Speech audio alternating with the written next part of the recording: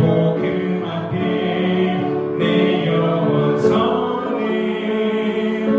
주님 만난 그때 나 다시 돌아가 주님께 예배 드리며 다시 십자가의 길을 걸으리. 목회자 생각 284번째. 전쟁의 시대 속에서 하나님 앞에서는 하나님의 사람의 선택. 2026년 3월 15일. 오늘날 중동에서 미국과 이란 사이에 전쟁이 발생했고 우리나라 유가가 크게 오르는 등 세계 질서와 우리나라 경제 상황이 흔들리는 현실 속에서 많은 사람들이 두려움과 불안을 느낍니다. 그러나 하나님의 사람들은 세상의 권력과 폭력에 압도되지 않고 하나님께서 모든 역사를 주관하신다는 믿음 위에서 살아가야 합니다. 시편 29편부터 31편까지는 이러한 삶의 태도를 잘 보여줍니다. 시편 29편은 하나님의 절대적 권능과 위엄을 찬양하고 30편은 고난과 위험 속에서도 하나님께서 구원하시고 회복시키심을 기억하게 하며 31편은 위협과 불안 속에서도 하나님을 피난처 삼아 의연하게 살아가는 자세를 가르칩니다. 결국 세상의 혼란 속에서도 성도는 두려움보다 하나님을 신뢰하며 모든 상황 속에서 의지하며 살아가는 삶을 선택해야 합니다. 1. 역사를 다스리시는 하나님의 주권. 오늘 세계를 보면 마치 인간의 권력이 역사를 움직이는 것처럼 보입니다. 강대국의 군사력과 정치적 결정이 국제 질서를 좌우하는 듯하지만 성경 분명히 말합니다. 역사의 궁극적인 통치자는 하나님이십니다. 개혁주의 신앙은 하나님께서 세상의 모든 시간을 섭리 가운데 다스리신다고 고백하며 전쟁과 평화, 국가의 흥망과 역사의 흐름까지도 하나님의 주권적인 손길 안에 있음을 믿습니다. 어떤 의미에서 보면 하나님께서 미국이라는 나라를 통해 이란을 심판하시는 것처럼 보일 수 있습니다. 그러나 우리가 기억해야 할 사실은 하나님께서 이란 땅에 있는 자신의 백성을 결코 잊지 않으신다는 점입니다. 소돔과 고모라를 심판하실 때 아브라함을 기억하시고 그의 조카 롯을 구원하신 것처럼 오늘날의 역사 속에서도 하나님은 항상 자신의 백성을 보호하시고 돌보십니다. 그러므로 성도는 세상의 사건들을 단순히 인간 권력의 움직임으로만 바라보지 않고 모든 역사 위에서 일하시는 하나님의 주권을 신뢰하며 의연하게 살아가는 삶을 선택해야 합니다. 이 환난 속에서 하나님께 피하는 성도. 시편 31편에서 다윗은 깊은 고난 가운데 이렇게 고백합니다. 주님, 내 영혼을 주님의 손에 맡깁니다. 주님께서는 신실하신 분이십니다. 이 고백은 또한 주님께서 십자가 위에서 보여주신 믿음의 고백이기도 합니다. 원수들에게 둘러싸이고 생명 위태로운 상황 속에서도 주님은 두려움에 사로잡히지 않고 자신의 안전을 인간의 힘이 아닌 하나님께 맡기셨습니다. 오늘날 우리 시대 역시 전쟁의 상황, 경제 불안, 정치적 갈등 등으로 마음이 흔들립니다. 그러나 성도의 길은 두려움에 굴복하거나 세상을 통제하려 애쓰는 것이 아니라 하나님께 피하는 삶입니다. 시편 30편 이렇게 말합니다. 그분의 분노는 잠깐이요 그분의 은총은 평생입니다. 밤에는 울음이 깃들 수 있으나 아침에는 기쁨이 옵니다. 때로 하나님께서 얻은 역사와 환난의 시간을 허락하시더라도 그분은 결코 자신의 백성을 버리지 않으십니다. 환난 속에서도 하나님께 피하는 신자는 결국 그의 은혜와 회복을 경험하게 됩니다. 맺으며 오늘날 세상은 전쟁과 갈등, 경제 불안으로 두려움과 혼란이 가득합니다. 그러나 시편 29편에서 31편은 성도가 어떻게 살아야 하는지를 분명히 보여주었습니다. 하나님의 권능과 위엄을 찬양하며 고난 속에서도 구원과 회복을 기억하고 위협 속에서도 하나님께 영혼을 맡기는 삶이 바로 성도의 삶, 하나님의 사람들의 삶입니다. 세상의 권력과 폭력이 역사를 움직이는 것처럼 보여도 궁극적인 통치자는 하나님이십니다. 하나님 환난 속에서도 백성을 버리지 않으시며 은혜와 회복을 베푸십니다. 그러므로 우리는 두려움에 굴복하지 않고 모든 순간 하나님께 피하며 의지하는 삶을 살아야 합니다. 오늘 나는 내 삶과 두려움마저 하나님께 맡기며 혼란 속에서도 믿음과 순종으로 하나님께 피하는 삶을 살겠노라 다짐합니다. 시편 29편 9절에서 11절, 31편 19절에서 21절입니다. 시작. 주님의 목소리가 암사슴을 놀래켜 낙타하게 하고 우거진 숲조차 벌거숭이로 만드시니 그분의 성전에 모인 사람들이 하나같이 영광하고 외치는구나. 주님께서 범람하는 홍수를 정복하신다. 주님께서 영원토록 왕으로 다스리신다. 주님은 당신을 따르는 백성에게 힘을 주신다. 주님은 당신을 따르는 백성에게 평화와 복을 주신다. 주님을 경외하는 사람에게 주시려고 주님께서 마련해 두신 복이 어찌 그리 큰지요.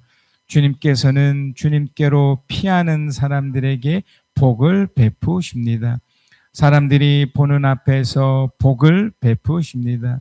주님은 그들을 주님의 날개 그늘에 숨기시어 거짓말을 지어 헐뜯는 무리에게서 그들을 지켜주시고 그들을 안전한 곳에 감추시어 말다툼 하는 자들에게서 건져 주셨습니다. 주님, 내가 주님을 찬양합니다. 내가 포위 당할 때에 주님께서 나에게 놀라운 은총을 베푸셨기에 내가 주님을 찬양합니다. 여러분, 우리가 지금 사는 세상이 참 이렇게 전쟁과 같은 세상이에요. 실제로 이미 전쟁이 또 벌써 2주나 됐죠. 그 미국의 힘으로 또 이란이 지금 초토화되고 있습니다. 매스컴에서 이제 드러나는 것은 정말 일부입니다. 엄청난 사람이 또 죽었어요. 말도 못하는 지역이 지금 초토화가 됐습니다. 우리나라 그 지역의 한 3분의 1 정도의 지역이 이미 다 사라졌을 정도로. 그러니까 돈으로 환산하기가 힘들지만 뭐 수조 원의 돈이 벌써 무기로 이제 포부어졌다니까 엄청난 거죠. 그래서 여러분, 이 전쟁은, 특별히 이렇게 물리적 전쟁은 일어나지 않는 게 최고 좋은데 이미 일어났고요. 이미 러시아와 우크라이나는 벌써 4년째 전쟁을 하고 있습니다. 수십만 명이 이미 죽었고요. 끔찍한 일들이 계속 일어나고 있습니다.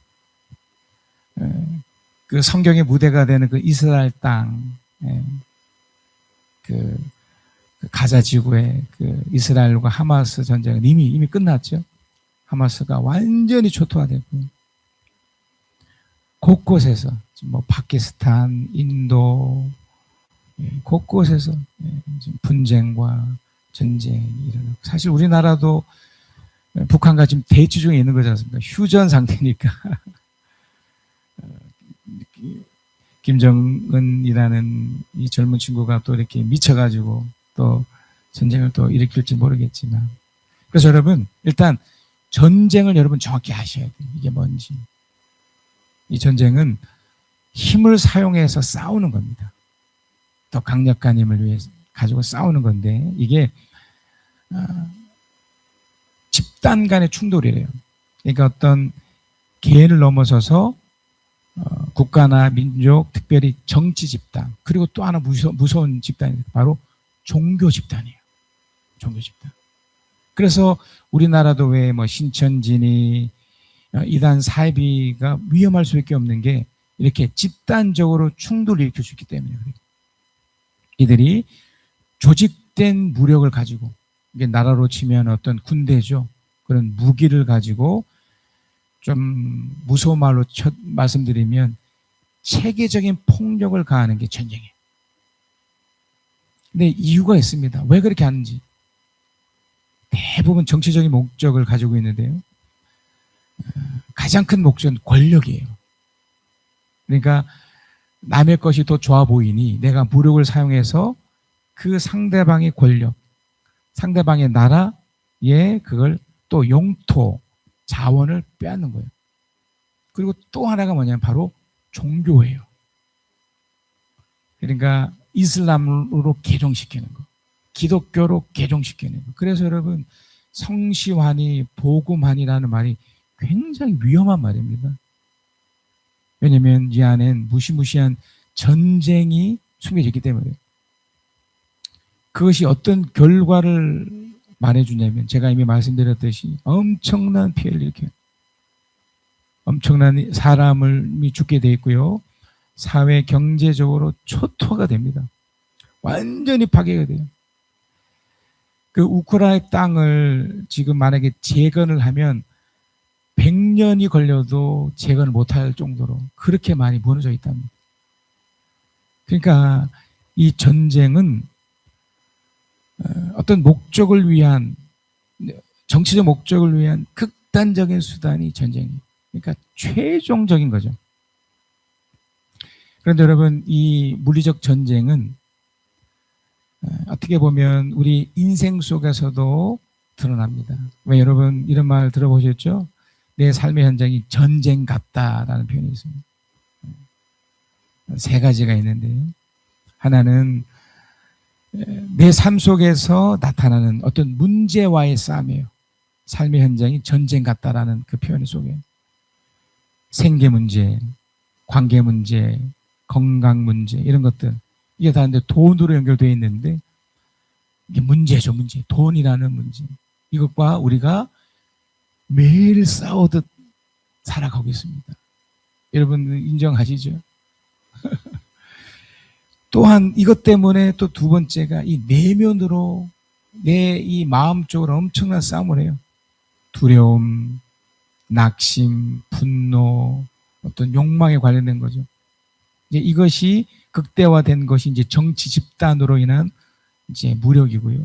나 스스로가 이제 내 마음 가운데서 충돌되면서 이제 스스로 파괴가 되고 있는 거죠. 이제 세 번째는 삶의 현장이 전쟁 같다라고 했었을 때는 이제 보이지 않는 것 속에서의 전쟁이에요. 그걸 영적 전쟁이라고 하죠. 눈에 보이지 않는 세력인 사탄 또 귀신들과의 전쟁이에요. 그러니까 여러분 우리는 내면적으로 그런 전쟁 그리고 물리적인 이런 전쟁 속에 우리가 살아가고 있는 겁니다. 자, 그러면 여러분 이런 전쟁에 대한 이해가 있으시면 우리가 이 전쟁을 어떻게 볼 것이냐. 첫 번째 이 전쟁을 우리 현실적인 관점에서 볼 필요가 있습니다. 이건 누구나 이미 아는 것처럼 이 전쟁이라는 것이 어떤 권력 싸움이라고 그러지 않습니까? 근데 이것은 불가피한 어쩔 수 없는 현실이에요. 그러니까 내가 거부한다고 해서 안 하고 내가 한다고 해서 또 해버리고 이런 차원이 이게 당연하게 펼쳐지는. 그러니까 인류가 생긴 이래 처음 아담 이후부터 작게는 그 형제들 간에 또 크게는 나들 간에 그리고 이스라엘이 그 북쪽은 그 아시리아라는 당시에 그 강대국에게 또 남쪽 유다는 바벨로니아라는 그런 강대국에 의해서 이렇게 멸망을 당했잖아요. 그러니까 현실적인 관점에서 이거는 불가피한 현실이다. 이건 당연하게 일어나는 것이다. 힘의 균형이 깨질 때 이제 전쟁이 반드시 발생할 수밖에 없는데 이건 우리 인간 역사의 당연한 결과다. 그러니까 첫 번째 현실 관심이 이거예요. 이건 피한다고 피해지지 않는다는 겁니다. 그럼 이걸 이제 두 번째 관점은 이제 하나님의 시각의 관점. 그러니까 신앙인의 관점에 어떻게 볼 것이냐. 그러니까 첫 번째 말씀드렸던 이것이 불가피한 현실이라면 이거를 극복하고 이겨내든지 아니면 그냥 무던하게 그냥 묻혀서 그냥 전쟁 속에 그냥 살아가든지 둘 중에 하나일 거 아닙니까?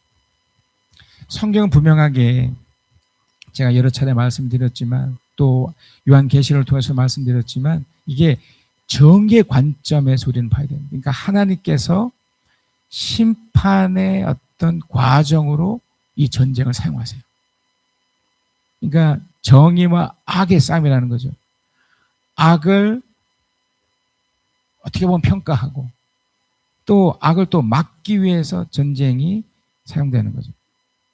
이스라엘이 멸망되었을 때 그 이유가 있었잖아요. 그 당시에 그 기득권을 가졌던 그 정치 세력, 이제 이스라엘도 종교 국가였으니까, 그러니까 그들이 부패하고 썩었어요.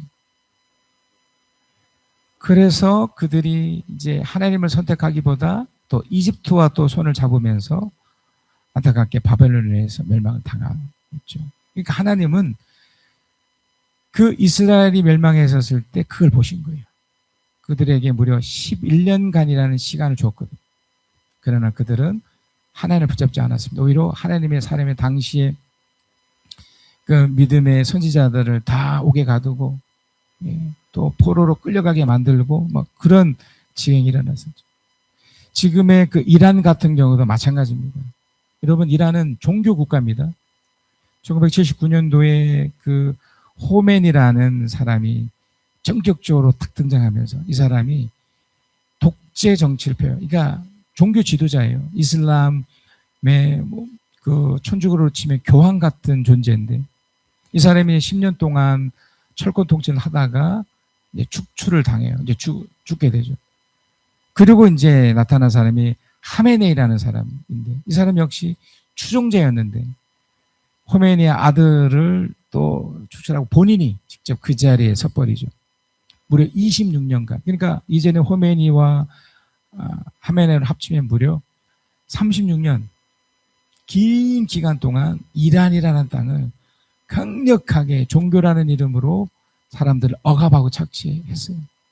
예를 들자면 여자들이 밖으로 못 나가게 히잡을 이제 씌우고 아주 이제 가혹하게 조금만 잘못하면 막 태창하고 종교 지도자에게 욕하면 바로 감옥에 가두고 그들은 최근까지도 그 계엄이 있었습니다. 그러니까 밤에 밖을 나가지 못할 정도로 집회가 어디 있습니까? 모이는 게 어디 있습니까?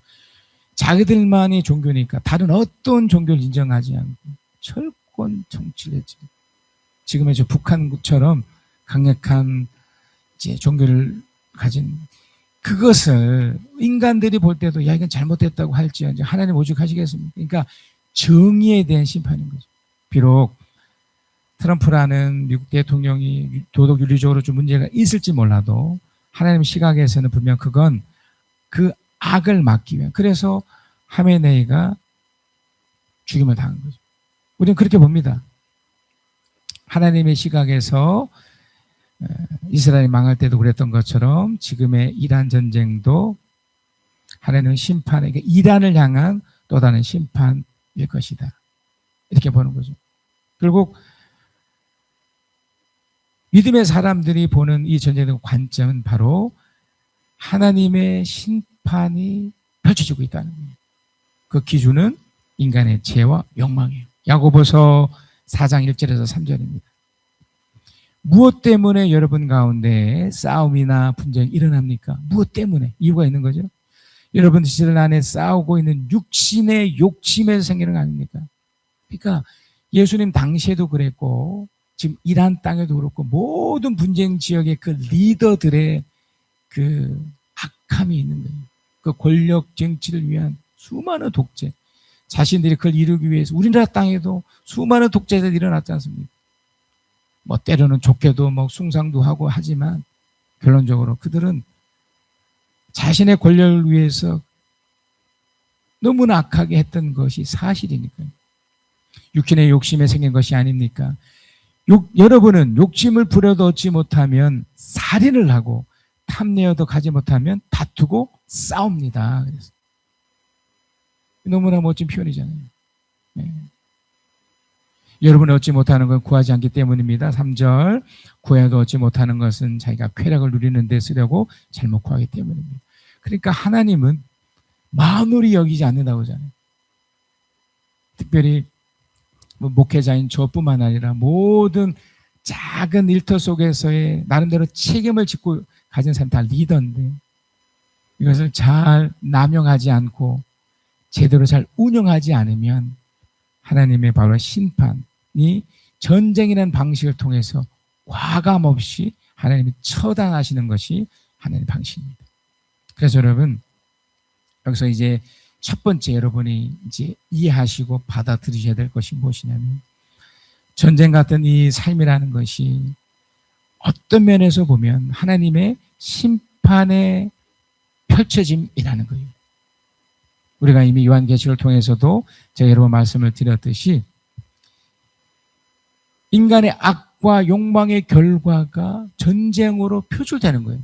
그러니까 어느 한쪽이 지금 드러나서 비록 그것이 인간의 어떤 또 다른 권력으로 하나님이 어떻게 보면 이제 사용하시는 것처럼 보이지만 그 배후에는 하나님의 심판의 과정이라는 거예요.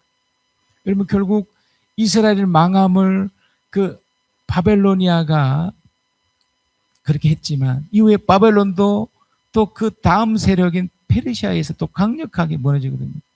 그 페르시아가 이전에 그 이라크의 그 조상들인데 이렇게 흘러가게 되어 있습니다. 반드시 하나님의 주권 아래 있다는 그 원리를 놓쳐서는 안 됩니다. 그래서 다윗은 이런 전쟁과 같은 이런 현상을 보면서 그는 이런 고백을 합니다. 시편 29편 3절에서 4절입니다. 주님의 목소리가 물 위에 울려 퍼진다. 영광의 하나님의 우레소리, 이게 천둥소리거든요. 말씀하신다. 주님께서 큰 물을 치신다. 4절. 주님의 목소리는 힘이 있고 주님의 목소리는 위엄이 넘친다. 물론 이것이 전쟁의 소리처럼 들릴 수도 있습니다. 미사일이 터지고 곳곳에서 사람의 비명, 그러나 그 배후에는 지금 하나님은 누군가를 심판하시고 있다는 무시무시한 표현이라는 거예요.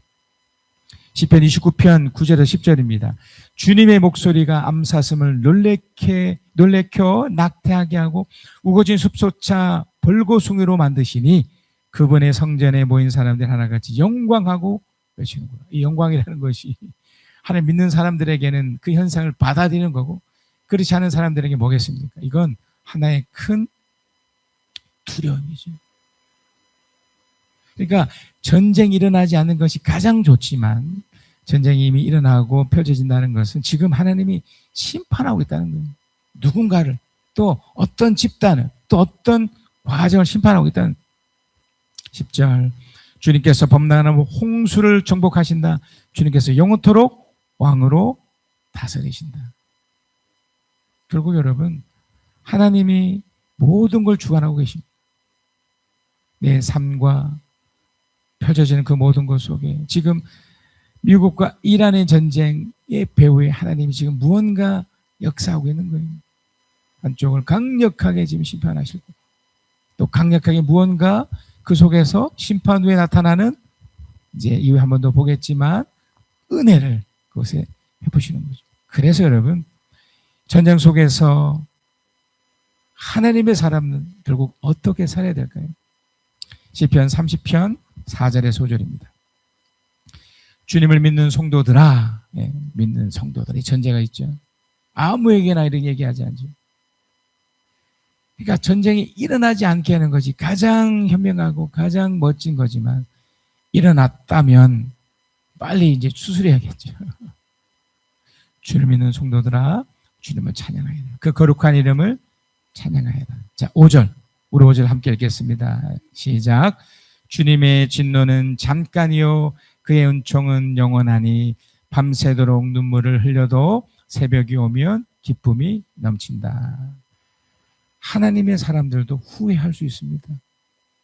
내가 실수했구나. 내가 틀렸구나. 그래서 흔히 말하는 종교적 행위인 회개도 할 수 있습니다. 예. 결과물이 있죠. 내가 어리석어서, 내가 잘못해서 또 다른 결과. 그래서 여기서 표현했던 것처럼 진노처럼 느낄 수 있습니다. 심판의 과정처럼 느낄 수 있습니다. 하지만 내가 돌이키면, 이 돌이키면 이제 그 다음이 나오지만, 돌이키면 하나님은 기쁨이 오도록 연결시켜놔요. 자, 시편 30편 10절입니다. 주님, 귀를 기울이시고 들어주십시오. 나에게 은혜를 베풀어 주십시오. 주님께서 나를 돕는 분이 되어 주십시오. 자기 어리석음이 있을 수 있고요. 또 여러 가지 상황 속에서 지금 우리 현실이 펼쳐지는 이 전쟁이 펼쳐졌어요. 다윗이 이 고백 이전에 이런 고백을 먼저 했거든요. 내가 이런 끔찍한 상황에서 죽어버리면 무슨 유익이 있습니까? 내가 죽어 구덩이에 던져지면 무슨 유익이 있습니까? 한 줌의 티끌 한 줌의 흙으로 끝나다면 하나님이 나와 함께 한다는 축복하시면 어떻게 증명할 수 있습니까? 여러분도 그러실 수 있잖아요. 내가 이렇게 왜 이렇게 힘든 겁니까? 내가 왜 이렇게 안 풀리는 겁니까? 나는 왜 이 모양입니까? 라고 깊은 절망 속에 있을 수 있다니까요. 왜냐하면 전쟁은 현실이니까. 물리적 전쟁 못지않게 이런 내면적 전쟁도 있으니까 매일매일 문제와 매일매일 어떤 마음에 일어나는 것들과 눈에 보이지 않는 그런 세력들과 그런 사탄과 귀신들과 영적 전쟁으로 또 펼쳐지고 있으니까 얼마든지 이룰 수 있습니다. 자, 문제는 여기서 넘어진 채로 후회한 채로 회개하는 이름으로 네 기도하는 것으로 끝이 나는 것만이 전부일까? 아니죠. 지금 우리 시편 30편 10절에서 고백했던 것처럼 그런 상황이지만 주님 들어주십시오. 주님 베풀어 주십시오. 주님 나를 돕는 분이 되어 주십시오라고 고개를 들어 하나님을 바라보는 거죠. 주님을 붙잡는 거죠. 이 작업을 하셔야 돼요. 여러분. 근데 이 작업이 너무 힘들죠. 그리고 너무 안 하죠. 그러나 하게 되면 너무 힘들다 보니 너무 괴롭다 보니 너무 고통 속에 그냥 들어가다 보니 이걸 안 할 수 있는데 조금만 시간을 들여 다시 주님 앞에 선다면 하나님은 어떻게 해주실까요? 시편 30편 1절에서 3절입니다. 주님께서 나를 수렁에서 건져 주시고 과거형이죠. 내가 그렇게 고통 속에 분명히 있었습니다. 그래서 그것을 극복하기 위해서 주님을 붙잡았더니 어떻게 됐습니까? 건져 주시고 내 원수가 날 비웃지 못하게 해 주셨으니 이게 과거잖아요. 내가 주님을 우러러 찬양하렵니다. 2절입니다. 주 나의 하나님 내가 주님께 울부짖었더니 그죠? 울부짖는 것이 텔수면 없으면 좋다고 그랬잖아요. 이 전쟁 같은 것을 안 만나면 더 좋은 것처럼 울부짖는 것이 안 하면 좋지만 그래서 어쩔 수 없이 전쟁 속에 들어가서 그래도 주님을 붙잡으면서 울부짖었더니 어떻게 됐습니까? 주님께서 나를 고쳐 주셨습니다. 3절 주님이 수월에서 이 몸을 끌어올리셨고 무덤으로 내려간 사람들 가운데 나를 회복시켜 주셨습니다. 아멘. 여러분이나 저나 다 이런 사람들이지 않습니까? 회복된 사람들 우리가 정말 아팠던 적이 있었잖아요. 그런데 앞으로도 아플 수 있습니다. 그럴 때마다 어떻게 된다고요? 주님을 붙잡아야 됩니다. 그래서 시편 30편 11절입니다. 우리 함께 읽겠습니다. 시작. 주님께서는 내 통곡을 기쁨의 춤으로 바꾸어 주셨습니다. 나에게서 슬픔의 상복을 벗기시고 기쁨의 나들이 옷을 갈아입히셨기에 내 영혼이 잠잠할 수 없어서 주님을 찬양하렵니다. 주 나의 하나님 내가 영원토록 주님께 감사를 드리렵니다. 감사가 되는 거예요. 진짜 감사가 펼쳐집니다. 이게 놀랍지 않습니까, 여러분? 세상에서 감사하기가 정말 쉽지 않은 세상이에요. 제 주위에도 이제 저를 향해서 목사님 감사합니다. 또는 뭐 또 다른 일터가 있으니 그곳에서 참 감사합니다는 소리를 듣기가 정말 힘들어요. 근데 저는 이 원리를 알기 때문에 저는 감사해요. 차를 타도 누구를 만나도 늘 감사합니다. 왜냐하면 하나님이 바꾸실 것이라 믿기 때문에. 자, 그렇다면 여러분 여기서 가장 중요한 질문 하나를 해야 됩니다. 그러면 우리가 무엇을 해야 된다고 말씀드렸습니다. 이걸 한마디로 말하면 주님께 피하는 사람이라고 그랬거든요.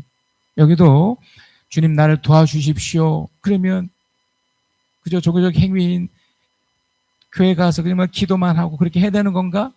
아닙니다. 주님께 피한다는 의미는 도망가고 회피하고 그런 것이 아닙니다. 오히려 적극적으로 전쟁과 같은 상황을 받아들이는 거예요. 이거를 거부하지 않아요. 이미 고백과 하나님의 보혈을 통해서 더 적극적으로 주님께 나아가는 겁니다. 여전히 현실을 그대로 내가 떠안고 있는 거예요. 이걸 벗어나기 위해서 또 다른 방법을 쓰는 것이 아니라 그대로 꾀하는 채 하나님께 나가는 겁니다. 하나님 나가면서 이미 말씀드렸던 하나님의 주권을 믿는 거예요. 바로 이 작업인 거예요. 그러니까 우리가 주님 나를 도와주십시오 라는 것은 하나님의 주권을 의지하는 거예요. 이 영역은 내가 내 나름대로 최선의 노력을 다하겠지만 주님이 도와주셔야 됩니다. 왜?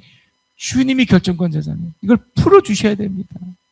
난 기다리겠으니 그러면서 은혜를 사모하면서 주님의 일하심을 기대하면서 묵묵히 서 있는 거예요. 비록 그것이 나의 어리석음으로 펴진다 하더라도 그렇게 하는 거죠. 그래서 시편 31편 19절에서 20절이에요. 주님을 경외하는 사람에게 주시려고, 이게 중요해요. 경외하는 사람이 이 다음 나온 것과 마찬가지로 주님께 피하는 사람들, 주님을 붙잡는 사람이 다 같은 표현이에요. 그러니까 여러분이나 저나 현실을 외면할 수 없다고 그랬잖아요. 불가피하게 전쟁은 일어날 수밖에 없는 거라면 부딪혀야죠. 대신에 거기 뭘 더 해야 된다고요? 주님을 경외하고 주님을 피해야 돼요. 주님을 경외하는 사람에게 주시려고 주님께서 마련해 두신 복이 어찌 그리도 큰지요. 이걸 경험하셔야 돼요. 주님께서는 주님께 피하는 사람들에게 복을 베푸십니다. 어떻게 하냐면 사람들이 보는 앞에서 복을 베푸십니다. 하나님이 역사하시는지 여러분 목격하셔야 돼요. 여러분이 얼마큼 잘 되는지, 여러분의 자녀들이 여러분이 함께하는 모임 얼마큼 잘 되는지, 그러니까 두 가지를 하시면 된다니까요. 현실을 그대로 붙잡고 도망가거나 회피하지 않고 당당하게 맞서면서 주님을 붙잡는 겁니다. 주님을 경외하는 겁니다. 주님께 피하는 겁니다. 그러면 그 복이 내가 알기 전에 이미 다른 모르는 사람들이 이미 알아채버려요. 와, 저 사람 뭐지? 뭔데 저렇게 잘 돼? 이렇게 되는 거예요. 이런 전쟁 같은 상황에 이 사람만큼은 너무 잘 되네. 주님은 그들을 주님의 날개 그늘에 숨기어서 거짓말을 지어 헐뜯는 무리에게 그를 지켜주시고 그들을 안전한 곳에 감추셔서 말없는 자들 건져 주셨습니다. 이게 구원이에요. 이게 결론적으로 여러분 시편 31편 21절에 24절입니다. 이게 이제 핵심이에요. 아주 중요한 표현이고 이게 결론과 같은 이야기입니다. 주님, 내가 주님을 찬양합니다. 내가 포위당했을 때에 주님께서 나에게 놀라운 은총을 베푸셨기에 내가 주님을 찬양합니다. 포위당했을 때 내가 전쟁 같은 그 상황에 들어가 있는 거예요. 그런데 은총을 베푸신 거예요. 이걸 여러분이 경험하셨고 경험하고 있고 경험하실 겁니다. 그래서 우리는 주님을 찬양할 수 있는 거예요. 22절 내가 포위되었을 그때 나는 놀란 나머지 내가 이제 주님의 눈밖에 났구나. 그럴 수 있잖아요. 아이고 또 내가 또 어리석어 이렇게 됐네. 생각하면 좌절도 했지만 그렇죠. 주님께서 내가 주님께 부르짖을 때에는 이 부르짖을 때 그러니까 부르짖지 않으면 더 좋지만 이 지경이 돼서 이렇게 되었을 때 내 간구를 어떻게 합니까? 들어주셨습니다. 23절 24절 우리 함께 읽겠습니다. 주님을 믿는 성도들아 너희 모두 주님을 사랑하여라. 주님께서 신실한 사람은 지켜주시나 거만한 사람은 가차없이 벌하신다. 주님을 기다리는 사람들아 힘을 내어라. 용기를 내어라. 아멘. 힘내십시다. 용기를 내십시다. 네, 결단입니다. 세상이 전쟁처럼 흔들려도 나는 하나님께 피하는 사람으로 두려움이 아닌 믿음으로 살아가겠습니다.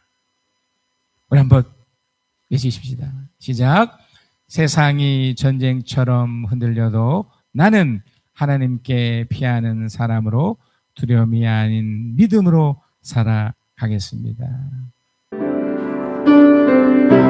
창조의 아버지 그 섭리 보이사 택하신 세대 일으키어 이 땅을 고치소서. 주의 크신 능력 만물이 사모하니 성령의 기름을 부어주사 이 시간 임하소서. 주영 광명에 임하사 열방령의 금이 비추소서. 주의 얼굴 구할 때 주의 향기 머무소서. 열방의 통치자 세상이 보리라. 신실한 주의 약속으로 교회는 승리하리. 우리를 돌아보사 강건케 하소서. 연약한 모두 벗어지고 승리케 하옵소서. 주영 광명이 임하사 열방령의 금이 비추소서. 주의 얼굴 구할 때 주의 향기 머무소서.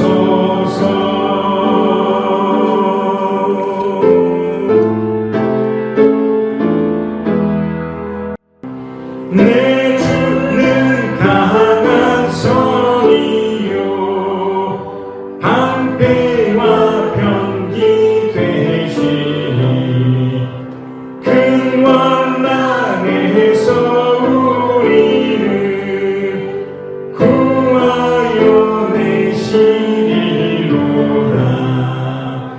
옛 원수 마귀는 이대로 힘을 써 모략과 권세로 무기를 삼으니 전하에 누가 당하랴.